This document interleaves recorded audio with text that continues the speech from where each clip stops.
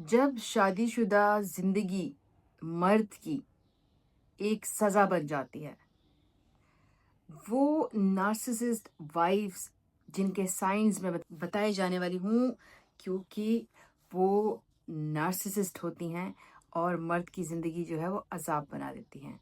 आज का व्लॉग बड़ा इंटरेस्टिंग होने वाला है, मर्द हजरात के लिए भी है और औरतों के लिए भी है, क्योंकि वो बहुत कुछ सीखेंगी कि वो खुद नार्सिसिस्ट हैं या नहीं है। Let's talk about narcissism in wives. हर बुरी बीवी नार्सिसिस्ट नहीं होती, ये याद रखें। और हर लड़ने वाली औरत टॉक्सिक भी नहीं होती है। लेकिन अगर एक मर्द हर रोज अपने घर में गिल्टी फील कर रहा होता है, अपनी बात करते हुए डरने लग जाता है, और उसकी कोशिश और उसकी खुशी सिर्फ तब अलाउ होती है जब बीवी खुश होती है, फिर ये सिर्फ शादी का इशू नहीं होता। शायद आज हम उस दर्द के बारे में बात करने वाले हैं जिसका जिक्र कोई नहीं लेता। नार्सिसिस्ट वाइफ्स, जो मर्द कहते हैं। ये व्लॉग मर्दों की डिमांड पे मैं बना रही हूँ, क्योंकि बहुत सारे मर्दों ने मैसेज किया है कि आप सिर्फ मेल को ही नार्सिसिस्ट क्यों कह रही हैं, फीमेल भी होती हैं। तो मैं उनके लिए ये व्लॉग आज डेडिकेट करती हूँ। Welcome to Saida Ashraf vlogs. आपको सिर्फ स्क्रॉल करना होता है और मेरे जितने भी व्लॉग्स होते हैं लाइफ से रिलेटेड, फाइनेंस से रिलेटेड, रिलेशनशिप, बच्चे, माँ बाप, जो भी आपको सूट करता है, इवन आपकी जिंदगी में अगर पर्सनल कोई इश्यूज चल रहे हैं, हेल्थ रिलेटेड, वेट लॉस, कुछ भी हो, बस स्क्रॉल करें, मेरा व्लॉग मौजूद होता है, सीखे उससे। तो ले लीजिए चाय का कप, कॉफी का कप, पानी का कप, जूस का कप, और अपने घर में एक खूबसूरत सा कॉर्नर जो है वो अपने लिए सेट कर ले। जब भी आप व्लॉग देखें, वहां जाके नोटबुक लेके अपने नोट्स लिखें, यहाँ प्रिंट करें और उसको अप्लाई करें। Let's start. अस्सलाम वालेकुम एवरीवन, मैं हूँ सईदा अशरफ खान, और आज टॉपिक थोड़ा सेंसिटिव होने वाला है। आज का व्लॉग मर्दों के लिए है, क्योंकि अक्सर जब नार्सिसिस्ट की बात होती है ना, तो मर्दों की तरफ फौरन उंगली जाती है, बट औरत का जिक्र बहुत लोग भूल जाते हैं। लेकिन सच ये है कि नार्सिसिज्म किसी जेंडर के साथ ताल्लुक नहीं रखता, मेल फीमेल दोनों हो सकते हैं। एक नार्सिसिस्ट एक औरत भी हो सकती है, और आज हम इसी औरत की बात करेंगे। आज हम नार्सिसिस्ट वाइफ्स की बात करेंगे, या बहनें या माएँ जो भी नार्सिसिस्ट होती हैं, इस टॉपिक में कवर होने वाली तो है। फिर जब हम इस तरफ आते हैं ना कि सारी औरतें क्या नार्सिसिस्ट होती हैं, बिल्कुल नहीं। हम उन औरतों की बात कर रहे हैं जो इमोशनल कंट्रोल को मोहब्बत समझती हैं, जो हर चीज अपने गिर्द घुमाना चाहती हैं, जो हस्बैंड को हस्बैंड नहीं इमोशनल सर्वेंट बना देती हैं, गुलाम बना देती हैं, अपनी फीलिंग्स का, अपनी मोहब्बत का वास्ता दे दे के। अच्छा, रीजंस पहले जरूरी होने चाहिए, क्योंकि आपको पता होना चाहिए कि ऐसी रीजंस क्या हैं कि ये बंदी या बंदा जो है नार्सिसिस्ट है। बट अब बंदी की बात हो रही है, अल्लाह की बंदी। नार्सिसिस्ट वाइफ ऐसी क्यों बन जाती हैं, ऐसी क्यों होती हैं? नंबर वन मैं आपको रीजन दूं, बचपन में एक्सट्रीम पैम्परिंग या नेग्लेक्शन, या आपको बहुत पैम्पर किया गया हो या आप नेग्लेक्ट हुई हो। कभी कभी बचपन में ना दो चीजें इंसान को डैमेज कर देती हैं, या तो हर जिद पूरी कर दी जाए, या बिल्कुल इम्पोर्टेंस ना दी जाए। फिर बड़ा होके इंसान हर वक्त अटेंशन मांगता है, अटेंशन मांगता है, और जब शौहर अटेंशन कम देता है तो कयामत आ जाती है। अब नंबर टू पे आते हैं, वैलिडेशन एडिक्शन। वैलिडेशन की तड़प, हर वक्त कि वैलिडेशन मुझे मिले। कुछ लोगों को हर वक्त फील होना चाहिए मैं सेंटर ऑफ अटेंशन हूँ, सारी दुनिया मुझे सुने, सारी दुनिया मुझे देखे, सारी दुनिया मेरी बात माने। ये होती है। अगर हस्बैंड ऑफिस में बिजी हो गया है, तुम मुझे इग्नोर क्यों कर रहे हो? अगर माँ से उसने बात कर ली है, मैं इंपॉर्टेंट ही नहीं हूँ आपकी जिंदगी में। अगर दोस्त से मिलने चला गया, तुम तो भाई चेंज हो गए हो, तुम तो वही रहे नहीं हो। बहुत ज्यादा चक चक पक पक नंबर करती हो। 3। नंबर 3, कंट्रोल का नशा। जैसे नशा नहीं होता, कुछ लोग प्यार नहीं करते, वो कंट्रोल करते हैं, और कंट्रोल को केयर का नाम देते हैं, ताकि उनकी जो कंट्रोल की नेचर है वो दब जाए। तुम कहाँ जा रहे हो, किससे बात कर रहे हो, फोन दिखाओ, पासवर्ड दो और फिर कहते हैं मैं पॉसेसिव हूँ क्योंकि मैं आपसे बहुत प्यार करती हूँ। हाय सदके, हर पॉसेसिवनेस प्यार नहीं होती मेरी जान। खुद को भी ज़रा देखो, मर्द के साथ कर क्या रही हो, फिर कहती हो मर्द चेंज हो गया, मर्द ने मुझे धोखा दे दिया, मर्द ने मुझे छोड़ दिया। पहले खुद तो देखो कि उसकी ज़िंदगी तो तुमने अज़ाब बना के रखी हुई है। और अच्छा एक इनकी और भी बात, जब ये इनकी इनकी गलती का पता चल जाए ना कि ये तो पॉसेसिवनेस है, प्यार नहीं है, तो रोना धोना, ड्रामाबाज। अब मैं मर्दों के लिए थोड़ा इजी कर दूं कि प्रैक्टिकल साइंस क्या होते हैं ऐसे लोगों के। साइंस नोट करें, टेस्ट नंबर 1 करें, ये औरतें अपना करें और मर्द जो है वो ऑब्जर्व भी करे, दोनों के लिए है। और जो औरतें कहती हैं कि मैं नार्सिसिस्ट नहीं हूँ, वो अपने आप को इस टेस्ट में डालें। और जो मर्द उनकी औरतें नहीं मान रही कि हम नार्सिसिस्ट हैं, वो ये टेस्ट देखें। टेस्ट नंबर 1, मर्द अपने आप से पूछे, क्या मैं घर जाते हुए सुकून फ़ील करता हूँ या नहीं? या मुझे टेंशन हो रही होती है? और औरत भी ये करे कि अगर मेरा हस्बैंड घर आ रहा है, लेट हो रहा है, क्यों हो रहा है? क्या मैं उसको टेंशन देती हूँ इसलिए वो भाग रहा है? घर इंसान का सेफेस्ट प्लेस होता है। अगर हर रोज़ मेंटली प्रिपेयर होकर घर जा रहे हैं, कुछ गलत ही है जी, कि यहाँ तो कुछ गलत हो जाएगा, लड़ाई हो जाएगी, मसला बन जाएगा। और औरत भी अगर यही देख रही होगी कि रोज़-रोज़ घर आते साथ ही हमारी आर्गुमेंट और लड़ाई हो रही है ना, ये टेस्ट है आपका। Note it down. Test number 2, क्या मेरी हर बात आखिर में मेरी ही गलती बन जाती है? होता है ना? एग्ज़ाम्पल, आप कहाँ हैं? मुझे तुम्हारी यह बात बुरी लगी, आपका जवाब आया। मुझे तुम्हारी ये बात बुरी लगी। वहाँ से क्या जवाब आया? तो मैं बुरी हूँ? देखें, अब बात इश्यू से हटकर ड्रामे पर चली गई है। तो क्या मैं बुरी हूँ? आपने उसको कहा मुझे तुम्हारी ये बात बुरी लगी, क्योंकि बाज़ औक़ात इंसान बिज़ी होता है, बाज़ औक़ात इंसान का दिल नहीं कर रहा होता कि जवाब दे, बट उधर से ड्रामा स्टार्ट हो जाता है। क्या आप ये करती हैं? और क्या मर्द को बताऊँगी, हस्बैंड को, क्या आपके साथ ये हो रहा है? टेस्ट नंबर 2 है ये। टेस्ट नंबर 3, क्या मेरी अचीवमेंट उसे डिस्टर्ब करती हैं? लाइक प्रमोशन मिली, अब तुम बदल गए हो। दोस्त अप्रिशिएट कर रहे हैं, हाँ मुझे पता है तुम कितने परफेक्ट हो।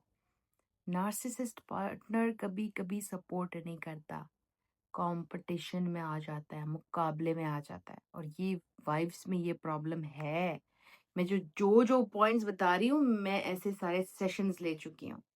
तो पॉइंट्स नोट करने वाले हैं, अपनी ज़ात में भी नोट करें, और हस्बैंड साहब को भी मैं यही मशवरा दे रही हूँ, ये वाले पॉइंट्स नोट करें कि आपकी बीवी नार्सिसिस्ट के दायरे में फॉल करती हैं या नहीं। अच्छा, मेरा एक थेरेपी लेने वाला क्लाइंट है जिसने बोला था मेरा नाम ले लीजिएगा, कोई बात नहीं है, इजाज़ नाम है उसका।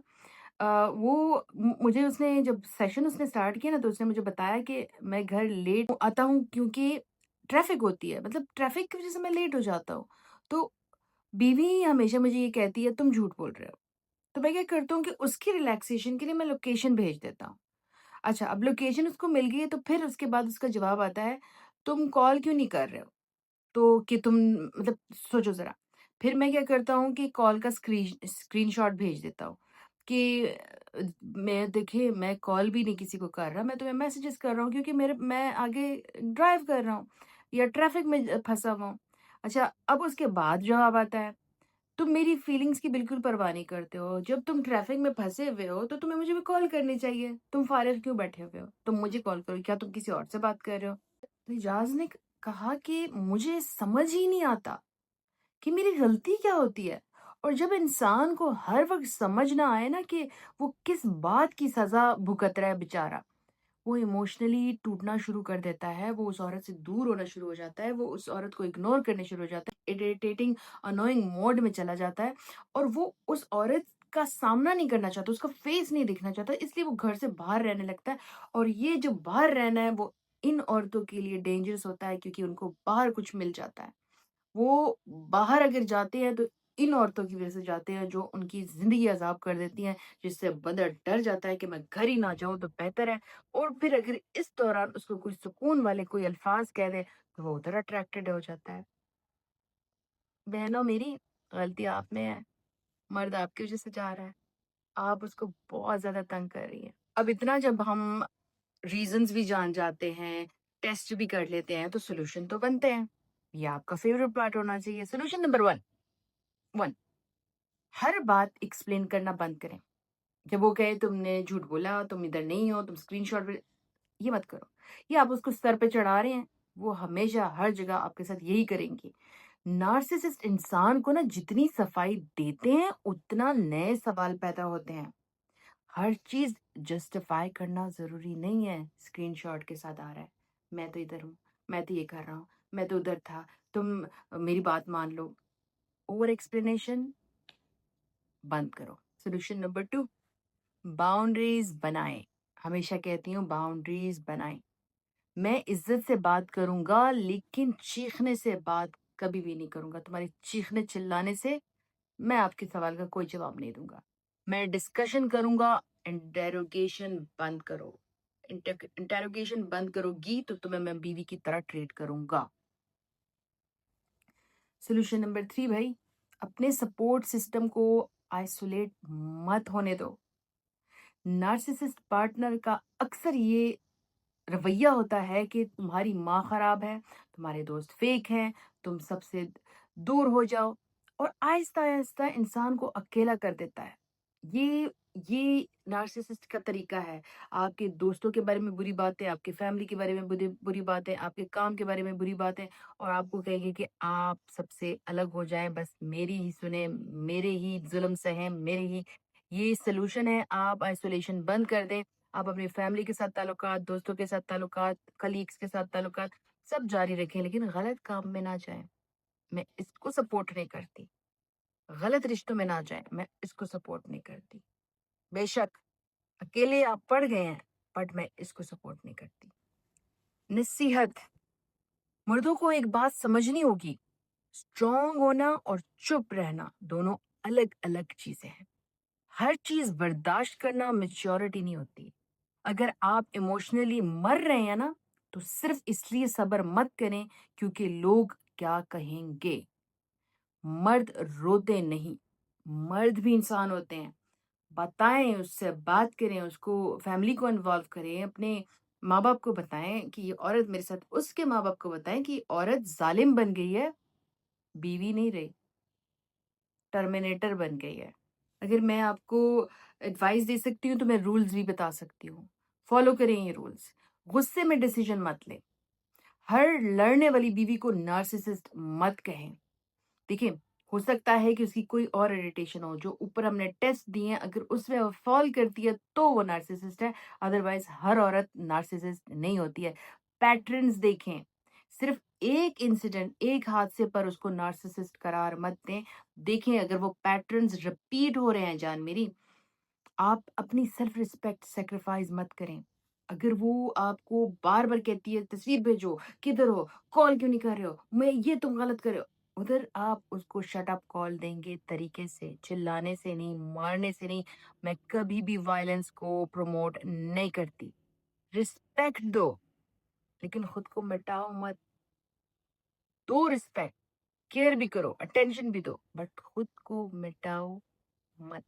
एक कुरान एक आया सुनाओ और उनके साथ भलाई के तरीके से जिंदगी गुजारो। सूरह अन्निसा में 4/19। यानी इस्लाम में शादी कंट्रोल का नाम नहीं है, रहमत का नाम है। इस व्लॉग के बाद शायद बहुत सारी औरतों ने मुझे अनफॉलो कर देना है, बट हक की बात करना मेरे लिए बहुत जरूरी है, और हक की बात सुनना आपके लिए बहुत जरूरी है। बहुत सारी लड़कियों ने अब मेरी पोइट्री को अप्रिशिएट करना शुरू कर दिया है, तो मेरे में भी पोइट्री जो है उभर उभर के आ रही है। रिश्ता वो नहीं जो सांस रोक दे, रिश्ता वो है जो थकी हुई रूह को सुकून दे। मोहब्बत कैद नहीं करती, मोहब्बत आजाद महसूस करवाती है। वाह वाह।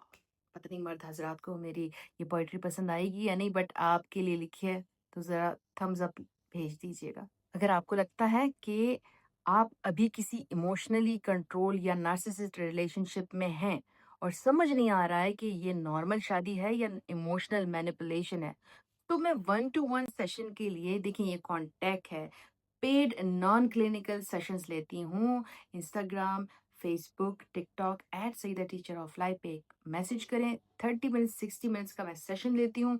पे करने के बाद हम लोग टाइम डिसाइड करते हैं, सॉल्यूशंस मैं दूंगी, काम आप करके उस पे रिजल्ट्स प्रोवाइड करेंगे। अच्छा, और कमेंट में ये लिखना मत भूलिएगा, क्या आपके नज़दीक इमोशनल कंट्रोल और मोहब्बत में कोई फ़र्क है या नहीं? ज़रूर लिखें प्लीज़। आखिर में जाने से पहले मैं खान साहब को नहीं भूल सकती। आजकल बहुत टाइट हालात चल रहे हैं और खान साहब के लिए लोग निकले हुए हैं। अल्लाह ताला सब पे रहम करे। अल्लाह ताला हमारे हुकूमत के दिलों में भी रहम डाल दे। इमरान खान साहब की आज़ादी जो है वो अब हो जानी चाहिए। या अल्लाह, इमरान खान साहब न्याजी, उनको प्लीज़ आज़ादी दे दे, हेल्थ के साथ, लंबी उम्र के साथ, इज़्ज़त के साथ। आमीन सुम्मा आमीन। और या अल्लाह ताला हमारे मुसलमान ममालिक ईरान समेत जितनी भी मुश्किलात चल रही हैं, सब ख़त्म कर दे, अमन व अमान कायम कर दे और दुश्मन काफिर यहूद को ज़िल्लत और शिकस्त दे दे। आमीन आमीन। या अल्लाह, मेरी सारी बहनें जो इन तकलीफ़ात से गुज़र रही हैं, या मेरे वो सारे भाई जो इन तकलीफ़ात से गुज़र रहे हैं, अपनी रिलेशनशिप्स में, अपने फाइनेंशियल लाइफ में स्ट्रगल हो रही है, या अल्लाह सबकी मुश्किलात दूर कर दे। और या अल्लाह हम सबके ईमान को मजबूत कर और आखिर में हमारे लिए फ़तह नसीब कर। आमीन सुम्मा आमीन। सब मेरे मेरे लिए भी दुआ किया करें। मैं आपकी दुआ डिज़र्व करती हूँ शायद।